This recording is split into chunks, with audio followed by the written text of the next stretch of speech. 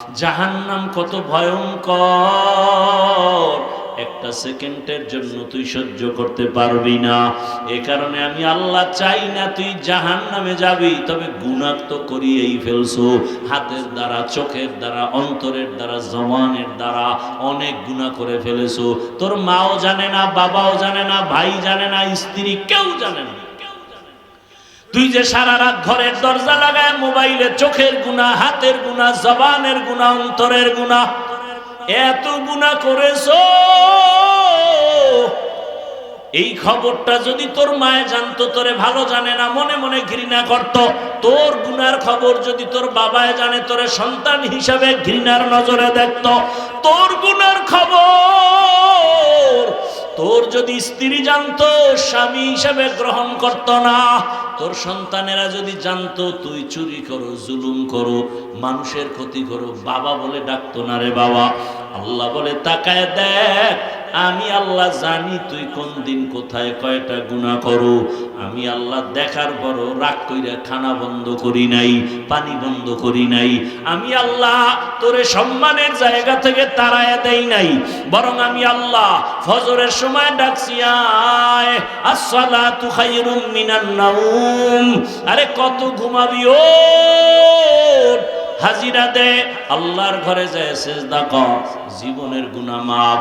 ফজরে তোরে ডাকার পরও তুই আসো নাই, আমি আল্লাহ রাগ করি নাই।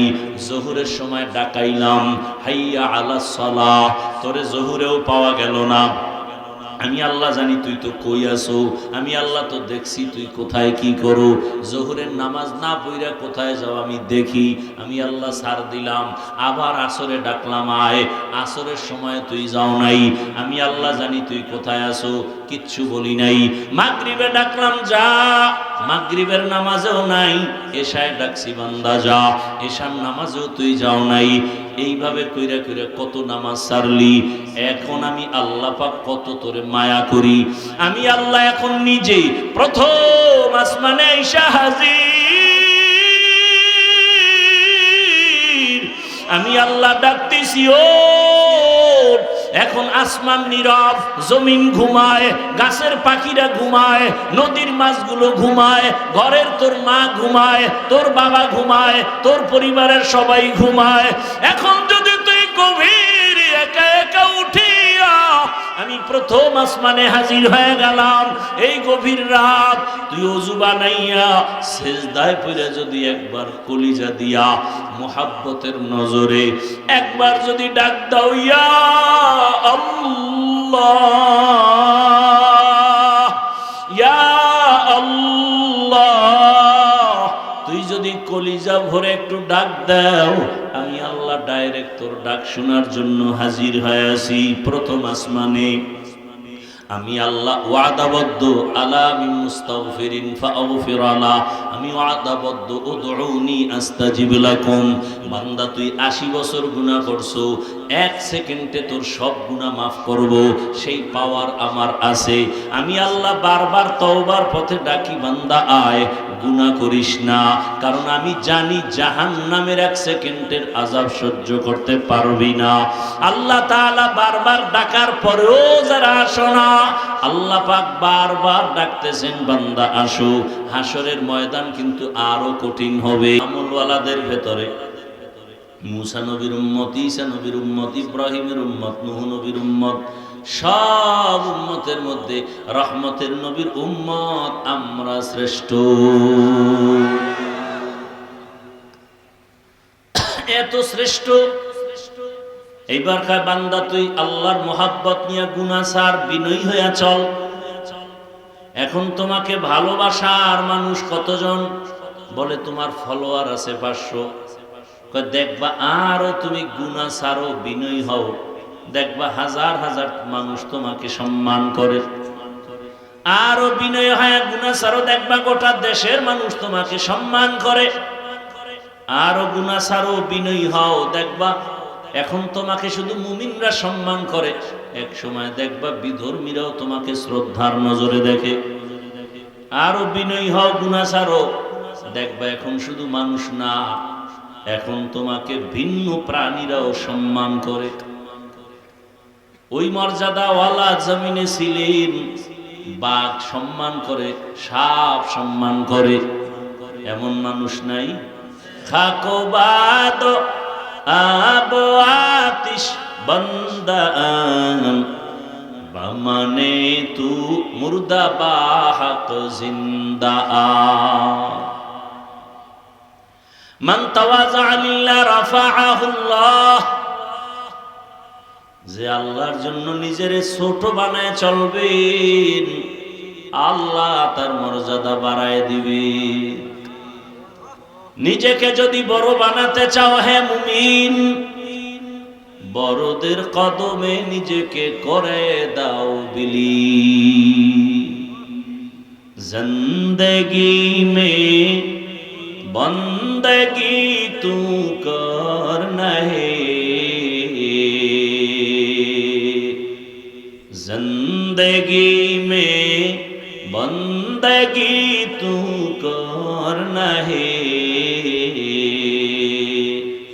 जिंदगी बे बंदगी शर्मिंदा है, जिंदगी बे बंदगी शर्मिंदा है। भाईरा আমার, হাদিসের উপরে 2-4 মিনিট যা বললাম আর সময় নাই, আপনাদেরও ধৈর্য নাই। আমি না টের পাই কদ্দুর আছে। ওই যে জোতা টোতা গুছায় আস্তে আস্তে যা ভাগতে আছে, কার জোতা নিয়ে যায় খেয়াল রাখেন। কপাল বড় খারাপ। আমি হাফিজুর রহমান কেন, আমার রসুলের থেকে কি আর কেউ আছে নাকি দামি? কত বড় নিকৃষ্ট বেঈমান হলে সেই রসুলকে দেখে, বয়ান শুনে কালেমা পড়ে না। কত বড় বেঈমান! এক নজর দেখলে যেই রসুলকে জাহান্নামের আগুন হারাম। কেমন মায়ার নবী আমার, যে রসুলের এক নজর দেখবে পেটের ক্ষুধা নিবারণ হয়ে যায়। কেমন রহমতের নবী, নবীজির শরীর মোবারকে মশা মাছি পড়ে না, হারাম। রহমতের নবী রাস্তা দিয়ে চলেন, দুপার্শ্বের গাছ নত হয়ে রসুলের সালাম জানে। নবীজি যেখানে কদম রাখেন, ওই মাটির থেকে দীর্ঘ বছর ঘ্রাণ আর মিশকের ঘ্রাণ। নবীজির ঘাম আসতেছে, ঘামের থেকে মিশকের ঘ্রাণ। আম্মা জান আয়েশা রাদিয়াল্লাহু আনহা বলেন, নবীজির ঘাম আমি বোতলে ভরে রাখতাম, আমার আতর হিসাবে ব্যবহার করতাম। সেই নবীকে 13 বছর দেখলো, বয়ান শুনলো, কালেমা পড়ে নাই। এত বড় বেঈমানের নাম জানেননি? এর নাম কফাল। 13 বছর দেখলো, বয়ান শুনলো, কালেমা পড়ে না। আর অন্যদিকে 27 বছরের যুবক তরবারি নিয়ে যায় নবীরে জবাই করবে। কয় বছরের? 27 বছরের যুবক তরবারি নিয়ে দৌড়ায় আমার নবীকে জবাই করবেন। কাছাকাছি গিয়া রহমতের নবীর চেহারা দেখে তরবারি ফালায় কয়, রহমতের নবী আমাকে মাফ করে দেন, আর কালেমার রশি আমার গলায় পড়ায় দেন। রহমতের নবীর হাতের সাথে হাত লাগায় কালেমা পড়ে তরবারি নিয়ে দাঁড়ায় গেল। হাতিমে কাবায় চিৎকার দিয়া কয়, রে মক্কার বেঈমানেরা আয়, রহমতের নবীর বিরুদ্ধে কথা বলবি? আমি 27 বছরের যুবক ওমরের সামনে দাঁড়া, তরবারি রেডি। যেই ওমরের আমার নবী এমন দোয়া করেছেন, আজও ওমরের নামটা শুনলে কেমন যেন শরীরের মধ্যে একটু গরম আসে, ভয় ভয় আসে। কেউ যদি ঘুমের সময় বুকের উপরে শাহাদাত আঙ্গুল দিয়া ওমরের নাম লেখে, আইন মিম রা, আরবিতে নাম লেখা ঘুমায়, ঘুমের মধ্যে কোনো খারাপ স্বপ্ন দেখবে না। কে সে ওমর? সমস্ত নবীরা আমার আল্লাহর বন্ধু, রসুল আমার আল্লাহর বন্ধু। ঈসা নবী আল্লাহর বন্ধু, মুসা নবী আল্লাহর বন্ধু, ইব্রাহিম আল্লাহর বন্ধু, ইউসুফ আল্লাহর বন্ধু, সুলাইমান আল্লাহর বন্ধু। আমগো নবীও। ব্যবধানটা কোথায় জানেননি? সব নবী রসুল আমার আল্লাহ তাআলার আশিক, আর আমার আল্লাহ নিজে হলেন মুহাম্মদের আশিক। ইমামুল আউয়ালিন আল আখিরিন, ইমামুল আউয়ালিন আল আখিরিন, বহরে সদকা রহমাতাল লিল আলামিন, সাইয়্যিদুল কাউনাইন খাতমুল মুরসালিন, আখিরামত বুদে ফখরুল আউয়ালিন। ওগো নবীর উম্মতেরা,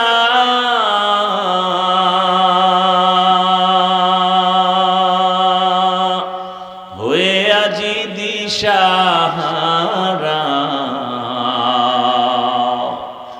কোরআন হাদিসের চলো যখন যাহা চায় মনে,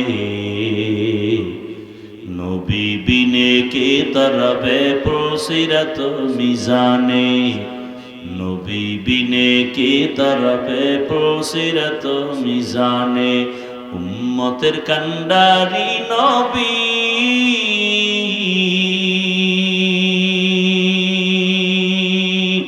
কাঁদছেন উম্মতের লাগি, এখনো কাঁদেন নবীজি শুয়ে মদিনার পানে, নবী বিনে কে তরাবে পুলসিরাত মিজানে, নবী বিনে কে তরাবে পুলসিরাত মিজান। আপনাদের ঘুম আসতেছে?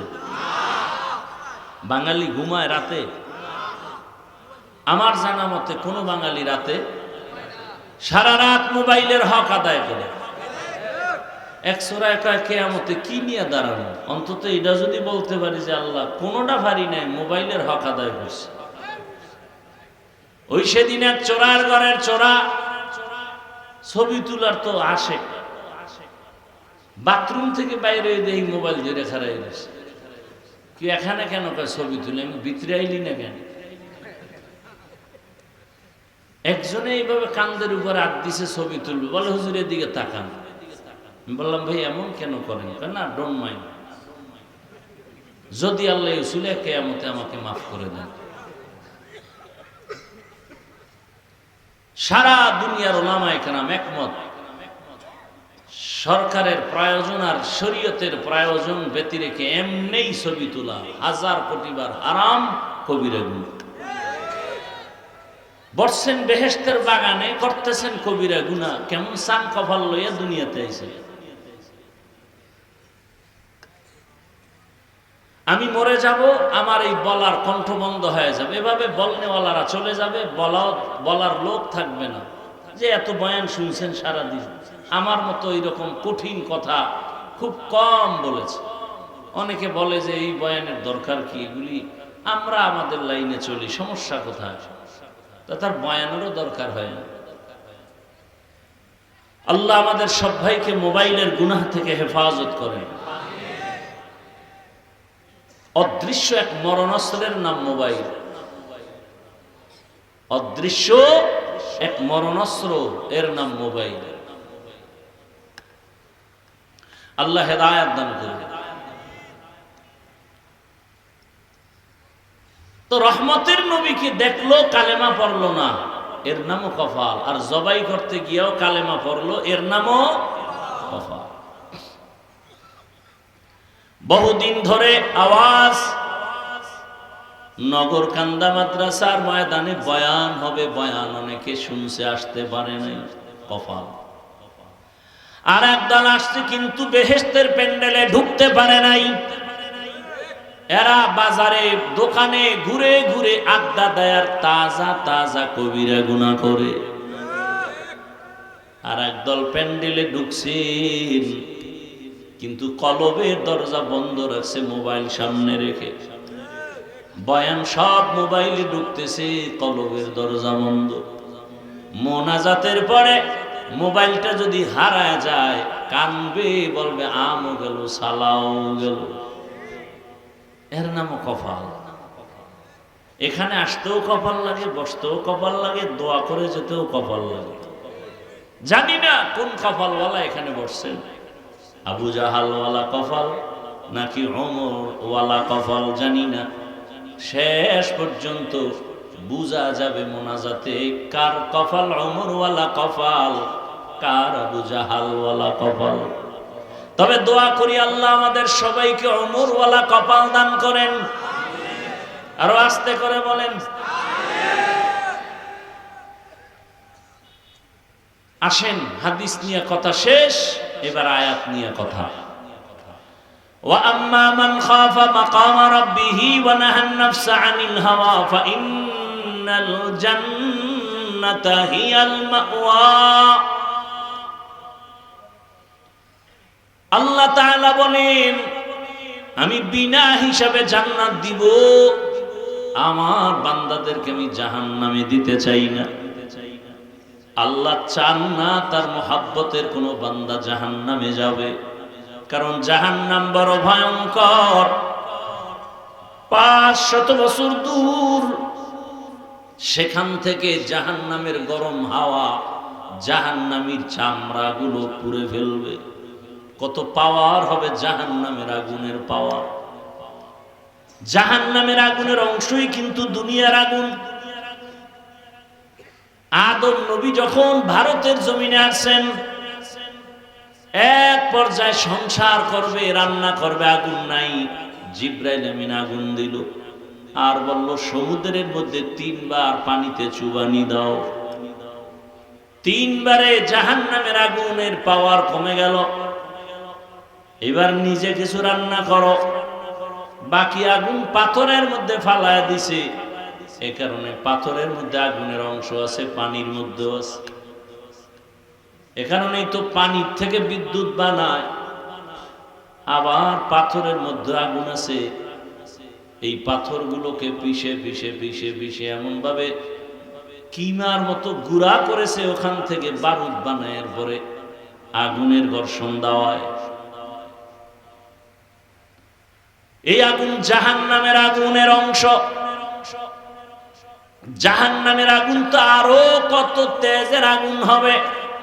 আল্লাহ এক আয়াতে বলেন, নারুল্লাহিল মুকাদা। আমার আগুন, জাহান্নামের আগুন আমার আগুন। তার মানে আমি আল্লাহ যত বড়, আমার আগুনের তাপ তত বড়। কেমন বড়? বলে দুনিয়ার আগুন পায়ে লাগলে পাও জ্বলে, হাত জ্বলে না। জাহান্নামের আগুন শরীরের যে কোনো জায়গায় লাগা মাত্র কলিজাটা পর্যন্ত ভুনা হয়ে যাবে। আল্লাহ বলেন, আমি চাই না জাহান্নামে কেউ যাবে। প্রশ্ন তো, আল্লাহ জাহান্নাম বানাইছেন কেন? দুনিয়াতে কিছু গাদ্দার আছে, নবীর বয়ানও কলব ধরবে না। আলেম তো দূরের কথা, ওরা হাসতে হাসতে বলবে, সবাই যদি জান্নাতে যায়, জাহান্নামে যাবে কে? আছেন এরকম বেয়াদব কিছু? আল্লাহ নবী পাঠাইলেন, কোরআন দিলেন, বুঝাইলেন, সাহাবারা বুঝাইলেন, তাবিনরা বুঝাইলেন, তবে তাবিনরা বুঝাইলেন, ওলামায়ে কেরাম বুঝায়, তাবলীগওয়ালারা বুঝায়, জাহান্নামে যাইও না, গুনাহ করিও না, এরপরও বুঝতে চায় না। পীর সাহেবরা বুঝায়, এরপরও কিছু বেয়াদব বুঝতে চায় না। জুমার খতিবরা বুঝায়, বুঝতে চায় না। এরপরও আবার হাসতে হাসতে বলে, সবাই নেক আমল করলে গুনাহ করবে কারা? একটু মজা নিয়ে লই। আল্লাহ কয়, বেঈমান, তুই যেহেতু যাইতেই চাও, তোর জন্যই জাহান্নাম বানাইছি, একটু ঢুইকা দেখ জাহান্নামের মজা কেমন। তুই একটু মজা বুঝিয়ায় দেখ জাহান্নাম কেমন। কিন্তু আমি আসলে জাহান্নামে কাউকে দিতে চাই না। তার প্রমাণ, বড় প্রমাণ হলো অল টাইম তওবার দরজা খোলা। কুল ইয়া ইবাদিয়াল্লাযীনা আসরাফু আলা আনফুসিহিম লা তাকনাতু মির রাহমাতিল্লাহ ইন্নাল্লাহা ইয়াগফিরুয যুনুবা জামিআ ইন্নাহু হুয়াল গফুরুর রহিম।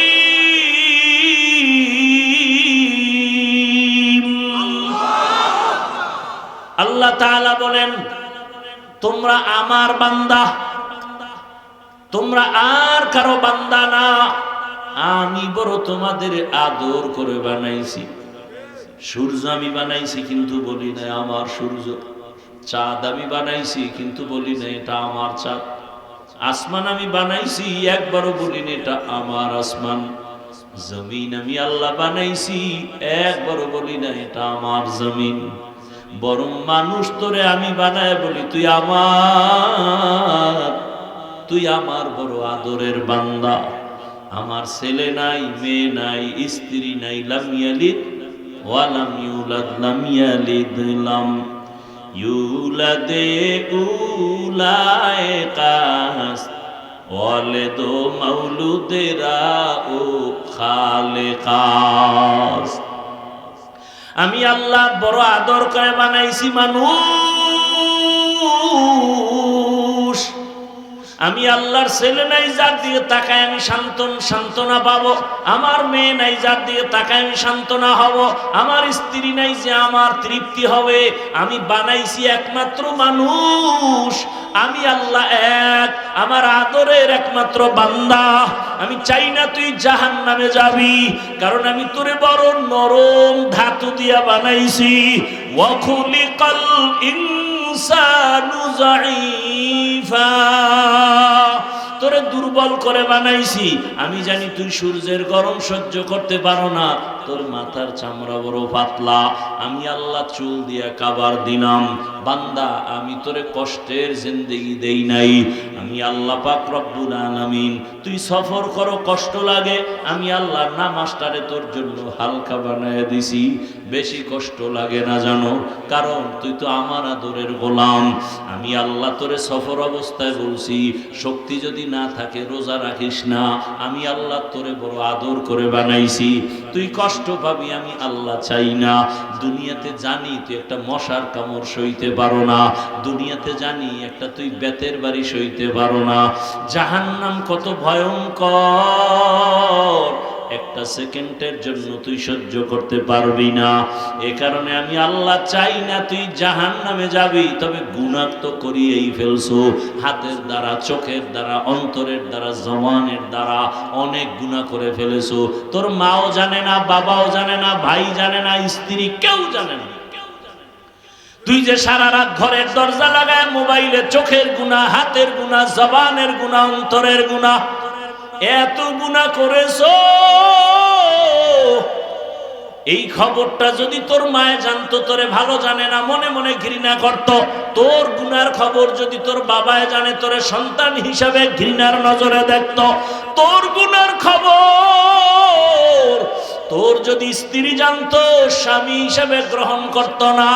তোর সন্তানেরা যদি জানতো তুই চুরি করো, জুলুম করো, মানুষের ক্ষতি করো, বাবা বলে ডাকতো না রে বাবা। আল্লাহ বলে তাকায় দেখ, আমি আল্লাহ জানি তুই কোন দিন কোথায় কয়টা গুনাহ করো। আমি আল্লাহ দেখার পরও রাগ কইরা খানা বন্ধ করি নাই, পানি বন্ধ করি নাই।